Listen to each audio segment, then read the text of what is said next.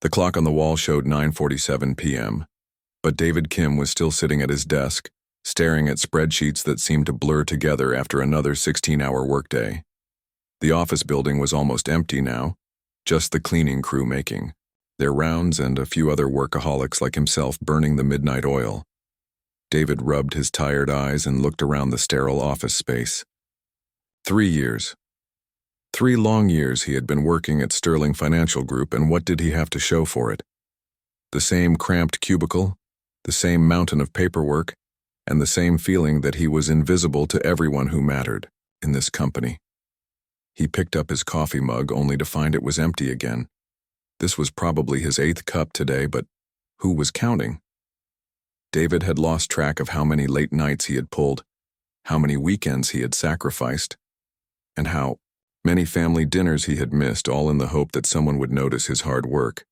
The truth was, David was brilliant at his job. His financial reports were always flawless, his analysis was sharp, and his predictions about market trends had saved the company millions of dollars. But somehow, all the credit always went to his boss, Michael Thompson, who would present David's work to the executives as if it were his own creation. David had tried speaking up a few times, but Thompson had a way of making him feel small. "You're just a junior analyst, Kim," Thompson would say with that condescending smile. "Let the experienced people handle the big picture stuff. You just focus on your numbers." The annual company gala was tomorrow night, and David wasn't even sure why he had agreed to go. These events were always the same. A bunch of rich executives patting each other on the back, while the lower-level employees stood around trying to make small talk and hoping someone important might notice them. But David's colleague, Jenny Martinez, had practically begged him to come. "You never come to any company events," she had said. "How do you expect people to know who you are if you never show your face?" Jenny was right, of course. David had a tendency to hide behind his work, avoiding the politics and networking that seemed to drive success in the corporate world. He was more comfortable with numbers than with people, more at ease analyzing data than making conversation with executives who looked right through him. The gala was being held at the Metropolitan Hotel, one of those fancy places downtown where David felt completely out of place. He owned exactly one decent suit, which he had bought 3 years ago for job interviews and had worn maybe 5 times since then. As David finally packed up his things to head home, he couldn't shake the feeling that his career was stuck in neutral. He watched as other people who had started at the company after him got promoted, got recognition, got opportunities. Meanwhile, he remained in the same position, doing the same work, feeling increasingly frustrated and forgotten. The next evening, David stood in front of his bathroom mirror, adjusting his tie for the 3rd time. The suit still fit, thankfully, though it felt stiff and uncomfortable after spending most of his time in casual work clothes. He had never been good at these formal events, never knew what to say or how to act around the company's elite. The Metropolitan Hotel was everything David had expected. Crystal chandeliers, marble floors, and an atmosphere of wealth that made him feel like an imposter. He arrived exactly on time, which meant he was among the first people there. The early arrivals were mostly other junior employees like himself, all looking slightly uncomfortable in their formal wear. The ballroom was massive, with round tables, covered in white tablecloths scattered throughout the space. At the center of the room sat a beautiful grand piano, its polished black surface reflecting the light from the chandeliers above. David found himself staring at it for a moment longer than he intended. Jenny appeared at his side, looking elegant, in a navy blue dress. "You made it," she said, genuinely surprised. "I was betting 50-50 that you'd find some excuse to skip." "I considered it," David admitted with a small smile. "But you were right. I need to try harder to be visible, around here." As the evening progressed, the ballroom filled with Sterling Financial Group's who's who. David recognized most of the executives from company photos and presentations, though he doubted any of them would recognize him. He found himself gravitating toward the edges of the room, nursing a glass of wine and watching the social dynamics play out. The executives formed their own clusters, laughing loudly at jokes that probably weren't that funny, and discussing deals that David knew he had helped analyze but would never get credit for. The junior employees formed another group, trying to look confident while secretly hoping someone important might strike up a conversation with them. David was standing near the piano, half listening to a conversation about quarterly projections, when he heard a familiar voice behind him. Well, look what we have here." David turned to see Richard Sterling himself, the CEO of the company, approaching with that trademark smirk that had made him famous in business circles. Sterling was in his mid-50s, with graying hair and the kind of confidence that came from never having to worry about money or job security. "You're Kim, right?" Sterling said, though David suspected he had to think for a moment to remember the name. "From the analysis department?" "Yes, sir," David replied, trying to keep his voice steady. "David Kim." Sterling nodded, but David could tell he wasn't really paying attention. The CEO's eyes were scanning the room, probably looking for more important people to talk to. It was then that David noticed several other executives had started gathering around them, drawn by the rare sight of Sterling talking to a junior employee. "You know what your problem is, Kim?" Sterling said suddenly, his voice loud enough for others to hear. "You're always hiding behind your desk, buried in spreadsheets. You never put yourself out there, you never take risks." David felt his face flush. He wanted to point out that he had been taking risks with his analysis, that his insights had helped the company make several profitable decisions, but he knew better than to argue with the CEO in front of half the company. "Success in business isn't just about being good with numbers," Sterling continued, clearly enjoying the attention he was getting from the growing audience. "It's about confidence, about being willing to step up and show what you're made of." Sterling's gaze fell on the grand piano behind David, and his smirk grew wider. David felt a chill run down his spine as he realized where this was heading. "Tell you what, Kim?" Sterling said, his voice carrying across the room now as more people turned to watch the show. "I'm feeling generous tonight. You see that piano over there?" David nodded reluctantly, though he was pretty sure this wasn't going to end well for him. "I'll make you a deal," Sterling announced, his voice getting louder and more theatrical. "If you can sit down at that piano and play something that actually impresses everyone here tonight, I'll promote you. Hell, I'll make you CEO if you can. Really blow us away." The suggestion was so ridiculous that several executives started chuckling. The idea of David Kim, the quiet analyst who barely spoke up in meetings, suddenly becoming a piano virtuoso was apparently hilarious to them. "What do you say, Kim?" Sterling pressed, clearly enjoying the spectacle he had created. "Ready to show us what you're really made of?" David felt every eye in the room on him. The laughter was getting louder now, and he could hear people making comments about how this was going to be entertaining. Someone made a joke about whether they should call security when David inevitably made a fool of himself. His first instinct was to decline politely, to make some excuse about not being musical and slink away to hide in the bathroom until this all blew over. That's what the old David would have done.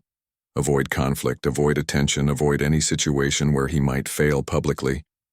But something inside him was stirring, something he had buried deep for years. As he looked at the piano, memories started flooding back. Memories he had worked hard to suppress because they were too painful to remember. The laughter around him grew louder, and David realized that Sterling wasn't offering him an opportunity. This was humiliation, pure and simple. The CEO was using him as entertainment for the crowd, expecting him to either refuse and look weak or try and fail spectacularly. "Come on, Kim," Sterling said with fake encouragement. "Don't tell me you're going to chicken out now. Where's that risk-taking spirit I was just talking about?" David looked around the room at all the faces staring at him with amusement and anticipation.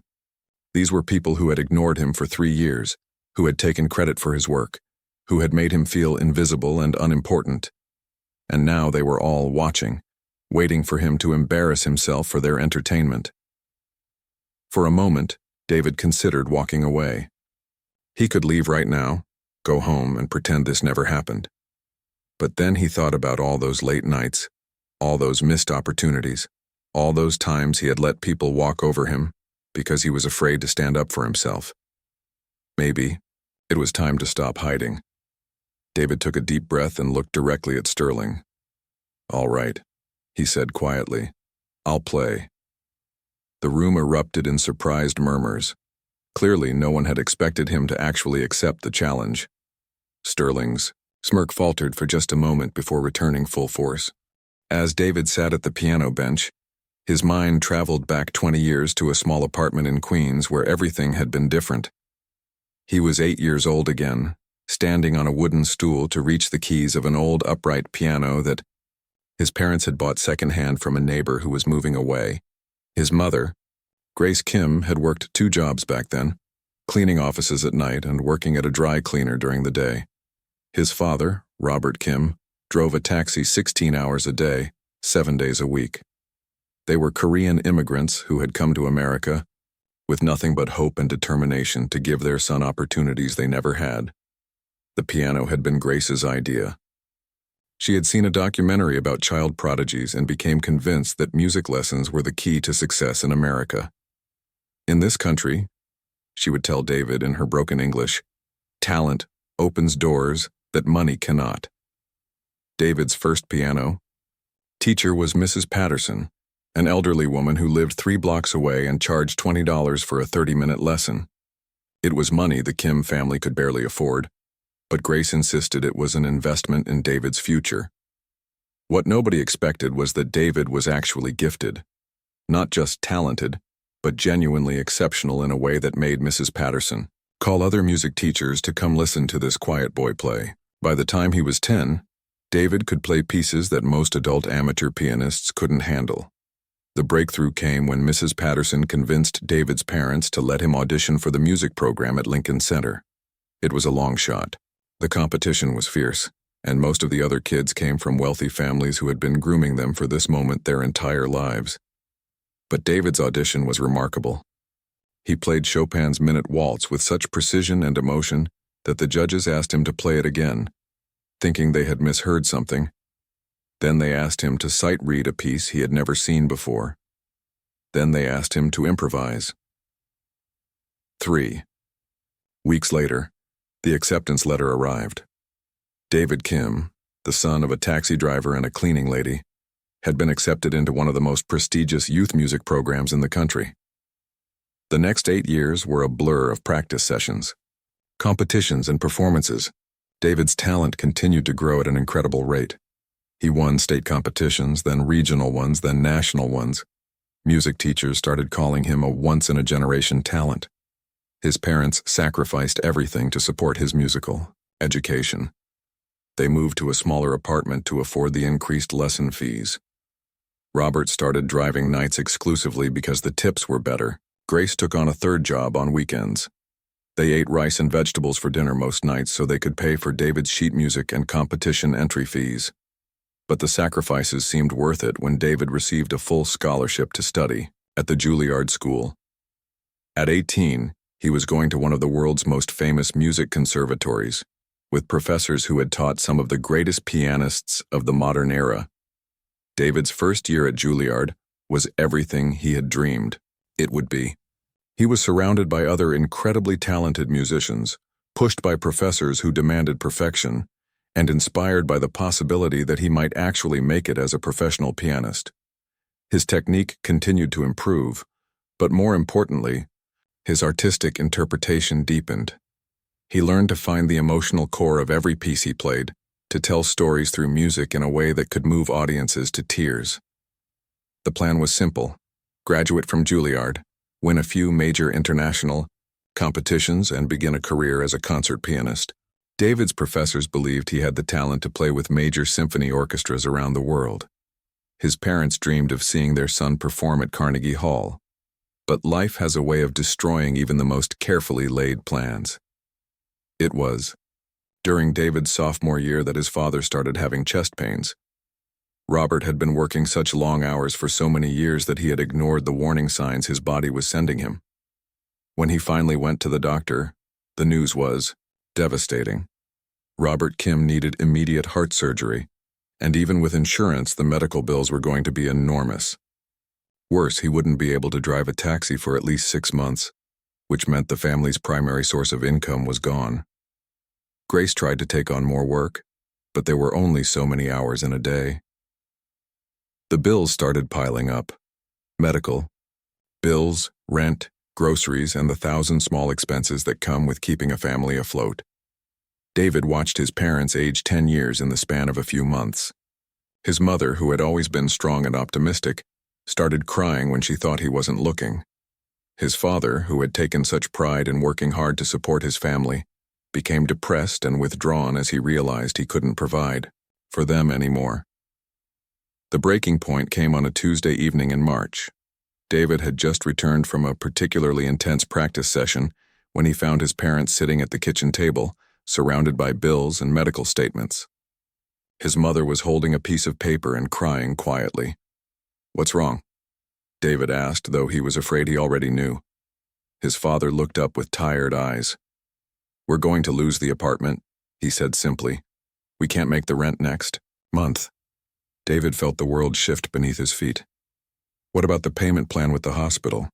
I thought we had worked something out." "The payment plan was just for the surgery," Grace explained, her voice shaky. "There have been complications. More tests, more procedures. The insurance company is fighting us on some of the coverage." David looked at the pile of bills on the table. There were numbers there that seemed impossible. Thousands and thousands of dollars that his family simply didn't have. "I could take a leave of absence from school," David suggested. "Get a job, help with the bills." Both his parents immediately protested. "No," Robert said firmly. "Your education is the most important thing. We didn't sacrifice everything just to have you drop out of Juilliard." But David could see the math as clearly as his parents could. His scholarship covered tuition, but there were still living expenses, books, instruments, and all the other costs that came with attending one of the world's most expensive music schools. Even with him working part-time, the family needed more money than they could possibly generate. The solution, when it came, was heartbreaking in its simplicity. David could transfer to a state university, major in something practical like business or accounting, and work full-time to help support the family. It would mean giving up his musical dreams, but it would also mean his parents wouldn't lose their home. The decision was made on a rainy Thursday morning in April. David walked into the Juilliard administration office and withdrew from the program. He gave back his practice room key, packed up his sheet music, and said goodbye to professors who had believed he could be one of the great pianists of his generation. His piano teacher, Professor Anderson, was devastated. "David, you're making a terrible mistake," he said.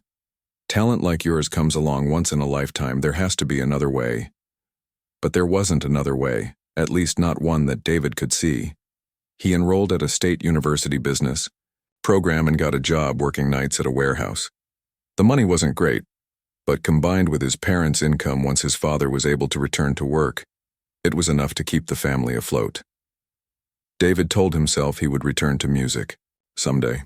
He would work for a few years, help his parents get back on their feet financially, and then maybe he could pursue his musical dreams again. But months turned into years, and the reality of adult life made it harder and harder to imagine going back.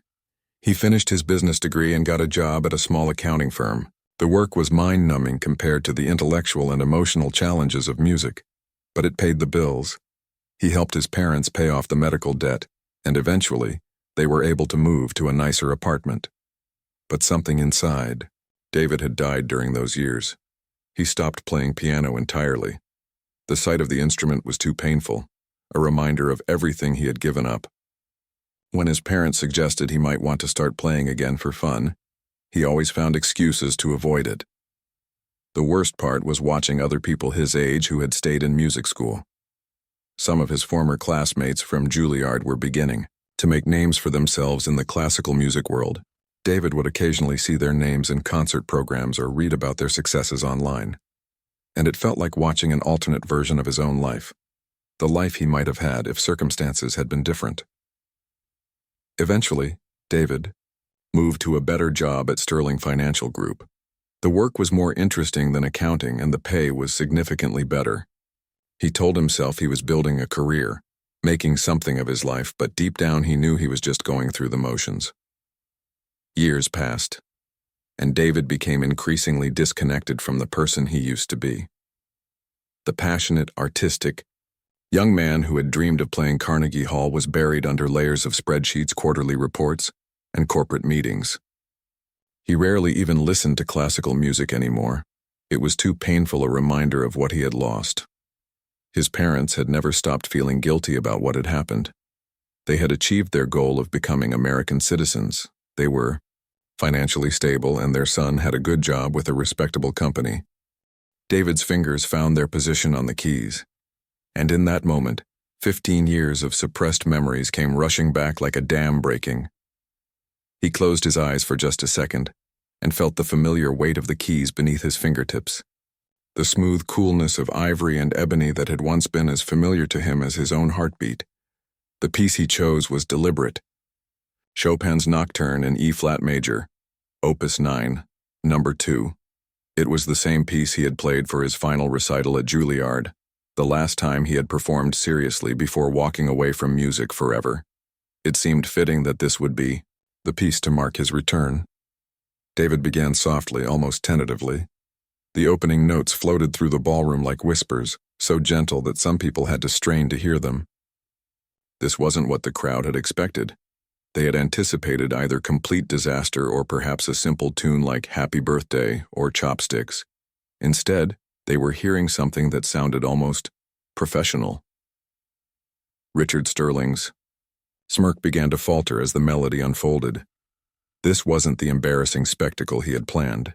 The music was actually quite good, though he couldn't quite put his finger on why it seemed so familiar. As David's confidence grew, his technique began to return. 15 years of rust started falling away as muscle memory took over. His left hand found the familiar patterns of the bass line, while his right hand danced through the melody with increasing fluency. The notes that had once come as naturally as breathing were coming back to him, one phrase at a time. The audience, which had been chattering and laughing just moments before, gradually fell silent. Conversations stopped mid-sentence as people turned to look at the piano with growing amazement. This wasn't amateur hour. This was something else entirely. Jenny Martinez, who had known David for 3 years, stood with her mouth slightly open. She had never heard him mention anything about music, had never seen any indication that he had any artistic interests at all. The quiet, reserved analyst she knew was somehow producing music that was making the hair on her arms stand up. But David was no longer aware of his audience. As the piece progressed, he was transported back to a different time and place. He was 18 again, sitting in a practice room at Juilliard, discovering new depths in a piece he had played hundreds of times before. He remembered Professor Anderson telling him that true musicianship wasn't about technical perfection, but about finding the emotional truth within each piece. The Nocturne is a piece about longing, about beauty that exists in darkness, about finding hope in the midst of melancholy. As David played, all the pain and disappointment of the past 15 years poured into the music. Every missed opportunity, every compromised dream, every moment of wondering what if found expression in the gentle, haunting melody. His technique was returning faster than should have been possible. The complex ornamentations that had taken him years to master were flowing from his fingers as if he had been practicing them daily. His sense of rhythm, his ability to shape phrases, his instinct for when to push forward and when to hold back, all of it was coming back. The audience was completely silent now. Even the waitstaff had stopped moving, standing frozen with trays in their hands as they listened to something none of them had expected to hear at a corporate gala. The music was filling the vast ballroom with a warmth and intimacy that seemed impossible, given the formal, stuffy atmosphere of just minutes before. Michael Thompson, David's immediate supervisor, was staring in complete disbelief. He had worked with David for 3 years and had never seen any sign of this hidden talent. The quiet young man who rarely spoke up in meetings was producing music that was more articulate and expressive than anything Thompson had ever heard. As the Nocturne drew to its gentle conclusion, David made a decision that surprised even himself. Instead of stopping, he seamlessly transitioned into another piece, Rachmaninoff's Piano Concerto No. 2, one of the most technically demanding pieces in the classical repertoire. This was dangerous territory. The Rachmaninoff Concerto was written for piano and full orchestra, and attempting to play it solo required incredible skill and adaptation. It was also a piece that David had been working on during his final semester at Juilliard. a piece he had dreamed of performing with a symphony orchestra someday. But as his hands found the opening chords, something magical happened. The years of business training, the analytical thinking that his corporate job had required, somehow enhanced his musical interpretation. He found himself making connections in the music that he had never noticed as a young student, seeing patterns and relationships that his mature mind could grasp in ways his younger self couldn't. The Rachmaninoff began with thunderous, passionate chords that seemed to shake the chandelier above. This was music on an entirely different scale from the gentle Chopin, sweeping, dramatic, emotionally overwhelming. David's hands flew across the keyboard with increasing confidence, tackling passages that would challenge even professional concert pianists. The audience was no longer just silent, they were mesmerized. Some people had tears in their eyes without quite understanding why. The music was reaching into parts of their souls that they had forgotten existed, awakening emotions that their daily corporate lives had buried under layers of ambition and pragmatism. Richard Sterling was no longer smirking. His face had gone pale as he realized that he had dramatically underestimated the young man he had been trying to humiliate. This wasn't just competent playing. This was virtuoso-level performance that belonged on the world's greatest concert stages. As David moved through the concerto's most technically challenging passages, something extraordinary was happening. Not only was his technique returning, but it was actually better than it had been 15 years ago. The emotional maturity that came from years of struggle and disappointment was adding depth to his interpretation that his younger self couldn't have achieved. He played the lyrical second theme with a tenderness that spoke of lost love and broken dreams. He attacked the dramatic climaxes with the fury of someone who had spent years suppressing his true nature. Every note carried the weight of his sacrifice, the pain of watching his dreams die. And now, impossibly, the joy of finding them alive again. The concerto's famous melody, one of the most beautiful themes ever written, soared through the ballroom with heartbreaking beauty. David played it with the understanding of someone who had loved deeply and lost greatly, who knew what it meant to have something precious slip away through no fault of your own. Jenny found herself crying and didn't care who saw. She was witnessing something transcendent, something that reminded her why music had been created in the first place, to express the inexpressible, to touch the untouchable parts of the human experience. Even the most cynical executives in the room were affected. These were people who made their living analyzing risk and reward, who rarely allowed emotion to cloud their judgment. But music has a way of bypassing rational thought, of speaking directly to parts of the brain that deal with pure feeling. As David approached the concerto's climactic ending, his playing reached levels that seemed almost supernatural. His fingers moved with impossible speed and precision, but more importantly, every note was infused with meaning. This wasn't showing off. This was storytelling at the highest level, communication that transcended language and culture. The final crescendo built like a gathering storm, with David's hands covering the entire range of the keyboard in sweeping arpeggios and thunderous chords. The music seemed to fill not just the ballroom, but the entire hotel, demanding attention from anyone within hearing distance. And then, just as suddenly as it had begun, the concerto concluded with a series of definitive, earth-shaking chords that seemed to reverberate in the air long after David's hands had left the keys. For a moment, the ballroom was completely silent. Nobody moved, nobody breathed, nobody seemed capable of processing what they had just witnessed. It was as if everyone was afraid that making a sound might somehow break the spell, might prove that what they had just heard was somehow not real. David sat motionless at the piano bench, his hands still positioned above the keys. His eyes closed as he processed what had just happened. For 15 years, he had convinced himself that his musical abilities were gone forever, that the dreams of his youth were nothing more than childish fantasies that had no place in the real world. But in the span of 20 minutes, everything had changed. The music was still there, stronger and more powerful than ever. The passion that he had tried so hard to bury was alive and burning brighter than it ever had before. Slowly, David opened his eyes and looked out at the audience. What he saw amazed him. Grown men and women were wiping tears from their eyes. People who had spent the evening making small talk about stock prices and quarterly earnings were staring at him with expressions of wonder and disbelief. But the real shock was yet to come. As David turned to face the audience fully, he noticed an elderly woman making her way through the crowd toward the piano. She was elegantly dressed, with silver hair and the kind of graceful bearing that suggested a lifetime of refinement and culture. The elderly woman who approached the piano carried herself with the kind of dignity that comes from a lifetime of achievement and respect. Her silver hair was perfectly styled, and despite the tears on her cheeks, there was strength in her posture that commanded attention from everyone in the room.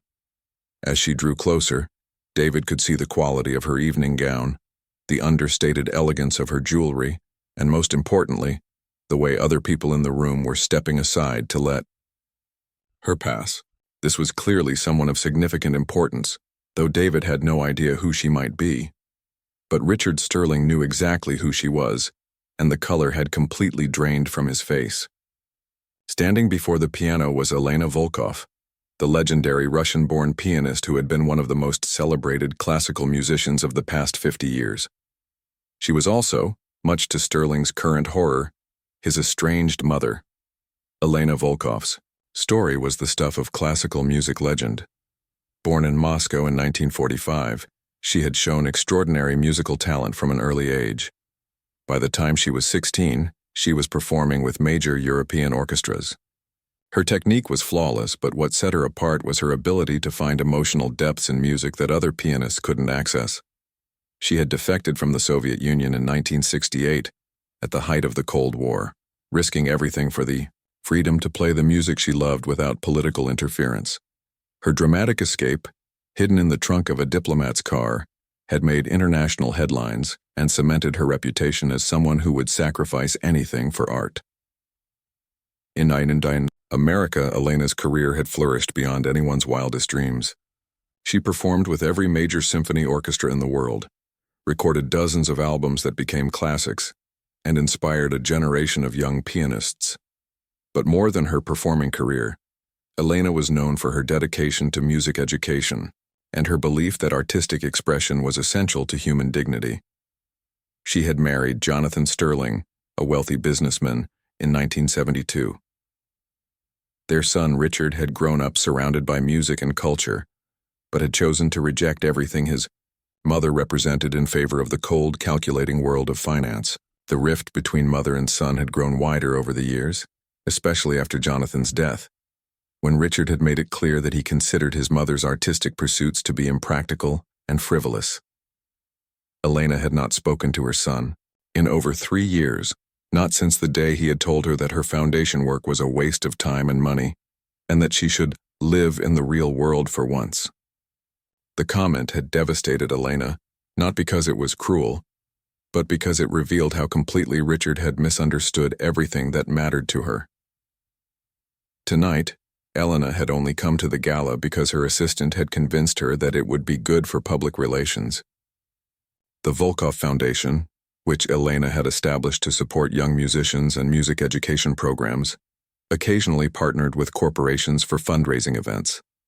She had planned to make a brief appearance, say a few polite words, and leave as quickly as possible.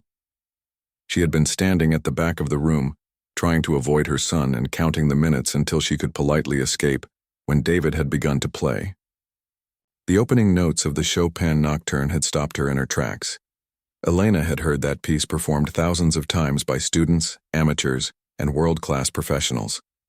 She could usually tell within the first few measures whether a pianist truly understood the music or was simply playing the notes. But what she was hearing from David was something extraordinary, a level of musical maturity and emotional honesty that she rarely encountered even among professional musicians. As David had transitioned into the Rachmaninoff concerto, Elena found herself moving closer to the piano, drawn by the sheer power and beauty of what she was hearing.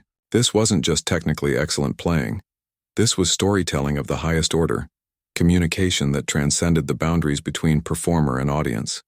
Elena had spent her entire life around music, and she recognized greatness when she heard it. But what moved her even more than David's technical skill was the pain and longing she could hear in his playing. This was someone who had lived through loss, who understood what it meant to sacrifice dreams for responsibility, who had found a way to transform suffering into something beautiful.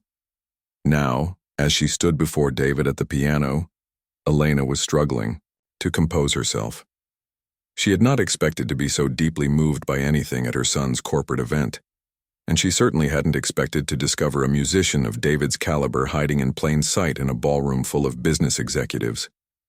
"Young man," Elena said, her voice carrying the slight accent that years in America had never quite erased. "What you just played was extraordinary. Absolutely extraordinary." David looked up at her, still somewhat dazed from the emotional intensity of the performance. "Thank you," he managed to say, though he wasn't entirely sure who he was thanking. "Tell me," Elena continued, "where did you study? Who was your teacher?" "I studied at Juilliard," David replied, his voice barely above a whisper. "But that was a long time ago." Elena's eyes widened. "Juilliard? And you left music for this?"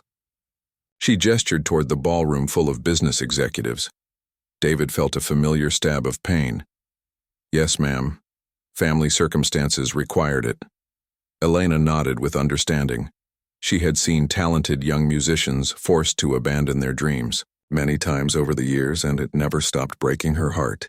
"What you just played," she said, "was not the performance of someone who left music behind.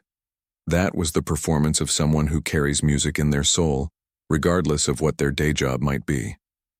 The conversation was drawing the attention of everyone nearby, including Richard Sterling, who was beginning to realize that his mother's presence at this event was about to become very complicated for him. "Mother," Richard said, approaching the piano with obvious reluctance, "I didn't realize you were still here." Elena turned to look at her son, and for the first time in years there was something other than disappointment in her expression. "Richard," she said coolly, "I was just congratulating this young man on one of the most moving musical performances I've heard in years." Richard's discomfort was obvious to everyone watching. "Yes, well, Kim is one of our analysts. We had no idea he had this hobby." The word hobby hit David like a physical blow, and Elena's expression hardened. "Hobby," she repeated, her voice sharp with indignation. "What your employee just performed was not a hobby, Richard. That was artistry of the highest caliber. That was the kind of musical communication that most people spend their entire lives trying to achieve." The audience, which had been buzzing with excitement and amazement, grew quiet as they sensed the tension developing between mother and son. It was becoming clear that there was more to this interaction than a simple conversation about music. "I'm sorry," David interjected, sensing that he had somehow become the center of a family drama he didn't understand. "I should probably—" "No," Elena said firmly, placing a gentle hand on his arm. "Please don't apologize. What you shared with us tonight was a gift, and anyone who can't recognize that is the one who should be apologizing." She turned back to her son, and the disappointment in her voice was unmistakable.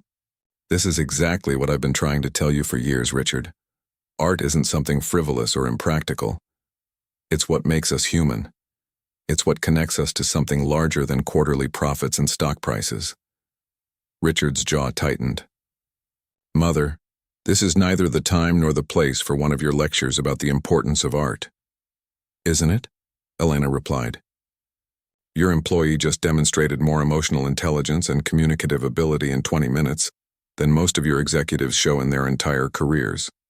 He reminded everyone in this room what it feels like to be moved, to be inspired, to connect with something beautiful and meaningful.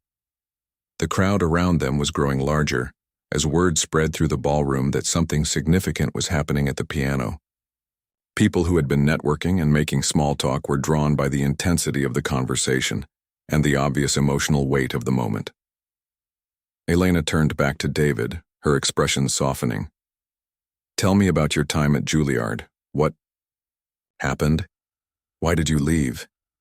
David hesitated, uncomfortable with being the center of so much attention, but there was something in Elena's eyes, a genuine interest and understanding that he hadn't encountered in years, that made him want to answer honestly. "My father got sick," David said simply. "The medical bills were enormous, and my family needed me to work. I couldn't afford to continue with music school. Elena's expression grew even more compassionate. And how long has it been since you've played seriously?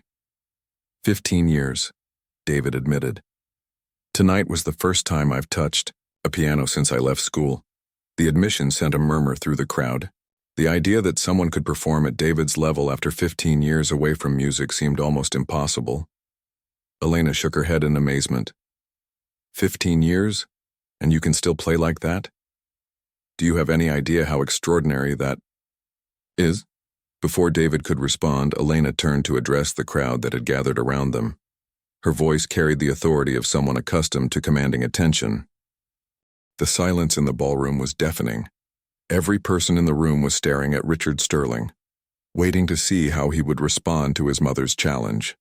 Elena's words hung in the air like a gauntlet thrown down, impossible to ignore, and equally impossible to gracefully deflect. Richard's face had gone through several color changes during the past few minutes, from pale shock to red embarrassment to something approaching purple fury. He was trapped, and everyone knew it. He had made his boastful promise in front of dozens of witnesses, expecting David to fail spectacularly. Instead, he was being held, accountable for words he had never intended to honor. "Mother," Richard said through gritted teeth, "surely you can't be serious. Kim is a junior analyst. He doesn't have the experience or qualifications to run a major financial firm."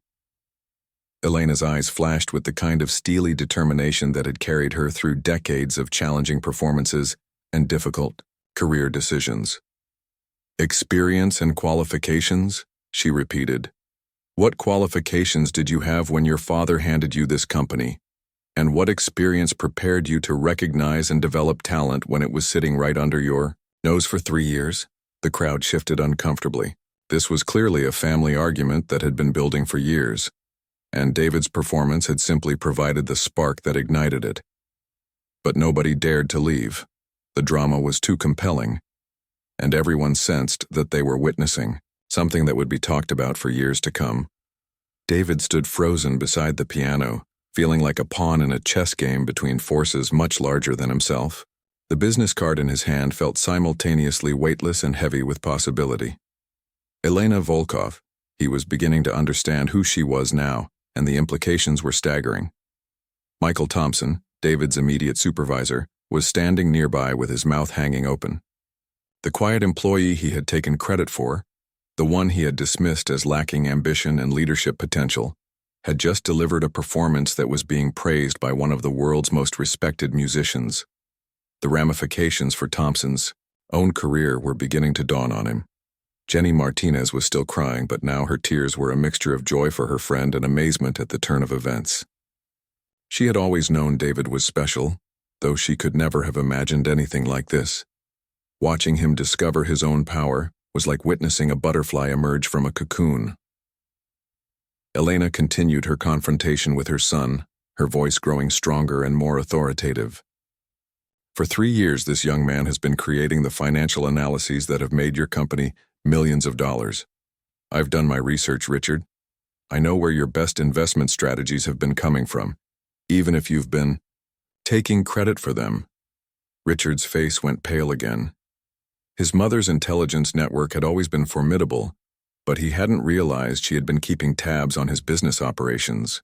"And now," Elena continued, "you've discovered that he also possesses artistic gifts that most people can only dream of. Tell me, what more could you possibly want in a leader? Intelligence, creativity, dedication, the ability to inspire others. He's demonstrated all of that in the past 20 minutes. "This is ridiculous," Richard sputtered. "You can't run a company based on someone's ability to play piano." "No," Elena agreed, "but you also can't run a company successfully by ignoring the full range of human potential. The best leaders aren't just technically competent. They're visionaries who can see possibilities that others miss, who can inspire people to achieve more than they thought possible." She gestured toward David. This young man just took a roomful of cynical business executives and reminded them what it feels like to be moved by something beautiful. "If that's not leadership ability, I don't know what is," the crowd murmured in agreement. Elena's argument was resonating with people who had spent years in corporate environments that often felt soulless and uninspiring. David's performance had, indeed, reminded them of something they had forgotten, that work could be about more than just profit margins and quarterly reports. David finally found his voice. "Mrs. Volkov," he said, "I appreciate what you're saying, but I'm not sure this is the right way to handle the situation.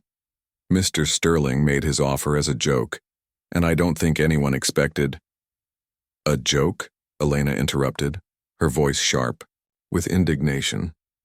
"Young man, you just shared something precious and profound with all of us. There was nothing joke-worthy about what you accomplished tonight."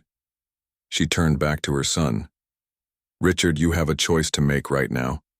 You can honor the promise you made and demonstrate that you're capable of recognizing exceptional talent when it's right in front of you, or you can continue to be the kind of person who makes commitments he never intends to keep." The pressure in the room was becoming unbearable. Everyone could see that Richard was caught between his pride, his business instincts, and his complicated relationship with his mother. The decision he made in the next few minutes would define not just David's future, but Richard's own character in the eyes of everyone present. But before Richard could respond, Elena made an announcement that changed everything. "Actually," she said, reaching into her purse again, "I have a better idea." She pulled out her phone and made a quick call, speaking quietly for a moment before hanging up. "David," she said, turning to face him directly, "I just spoke with the board of directors of the Volkov Foundation. As of tomorrow morning, we have an opening for a new director of operations. The position involves overseeing our grant programs, managing our educational initiatives, and helping us identify and support talented musicians who need assistance." David felt the world tilt around him. "I don't understand," he said weakly. "The salary is $200,000 a year to start," Elena continued, "plus full benefits and a substantial budget for pursuing your own musical development. You would be able to return to serious piano study while also using your business skills to help other young musicians avoid the kind of heartbreak you've experienced." The offer hung in the air like a dream that seemed too good to be true. David looked around the room, seeing the faces of his colleagues, his supervisors, and the executives who had been laughing at him just an hour earlier.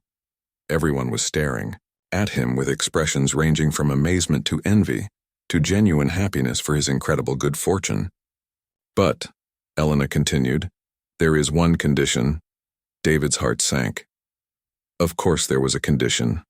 Nothing this good could be real. "You have to promise me that you'll never again let anyone convince you that your artistic gifts are just a hobby. What you have is rare and precious, and the world needs more people who understand that beauty and meaning are just as important as profit and efficiency." David felt tears welling up in his eyes. For 15 years, he had carried the weight of his abandoned dreams like a stone in his chest.